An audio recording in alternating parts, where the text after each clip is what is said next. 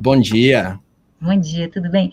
Eu queria saber de você se existe, a gente pode fazer alguma relação, ou se é uma coincidência, de que a privatização da Eletrobras tem ocorrido justamente no momento em que a gente está em uma ameaça aí de apagão provocado por uma crise hídrica. Bom, o mais importante que a gente tem que fazer nesse momento para pensar nessa questão dessa crise hídrica é: será que nós tivemos realmente uma menor quantidade de chuvas que nós tivemos nos últimos anos? A última crise hídrica que a gente teve, e ela não foi uma crise hídrica a ponto de cogitar a privatização do sistema elétrico, foi em 2013.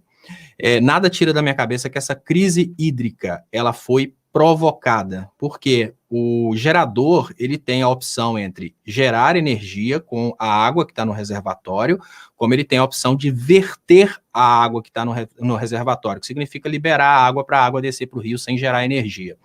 E nós temos, desde o início do governo Bolsonaro, um trabalho no sentido de levar o sistema elétrico para o colapso.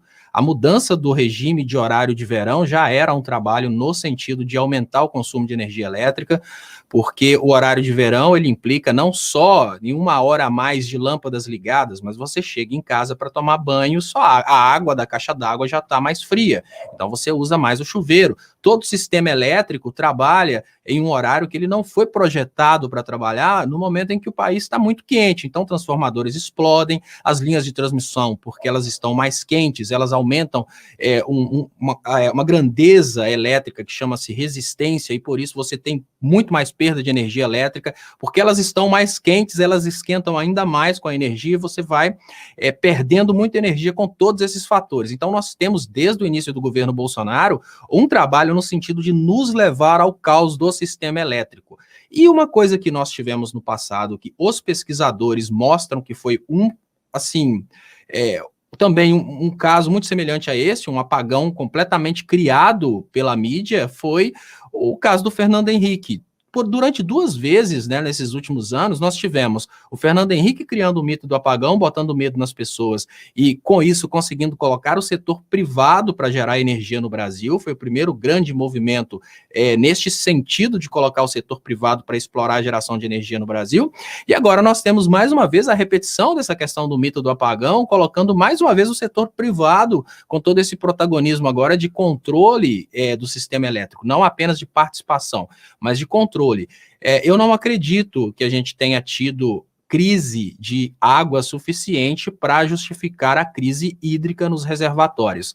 Nada tira da minha cabeça que as empresas privadas fizeram um conluio para verter a água, jogar a água fora para a gente não ter água nos reservatórios nesse momento, exatamente para nos levar a essa crise que a gente está vivendo hoje. E isso não é muito difícil da gente provar. Nós tivemos todos esses movimentos no sentido de sabotar no passado, como, por exemplo, essa questão da mudança do regime de horário de verão. A partir daí, passamos a ter explosão de transformadores, passamos a ter quedas de energia, como nunca tivemos durante os últimos 10 anos. E depois o Bolsonaro cogita desligar, o governo Bolsonaro cogita desligar por falta de energia o computador que é responsável pela coordenação hídrica, que é o computador responsável pela coordenação da geração de energia.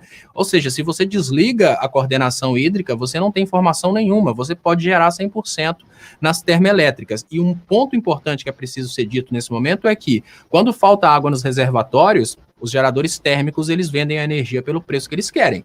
Então, é muito conveniente para o setor privado jogar água fora e vender energia produzida a carvão, óleo ou a gás. Então, a crise hídrica de hoje, a menos que consigam me provar que realmente nós tivemos esse nível de chuvas muito abaixo do que os anteriores, com uma evaporação de água muito acima do que as anteriores, e um consumo elétrico acima do anterior, do que nós tivemos nos últimos anos, essa crise foi provocada.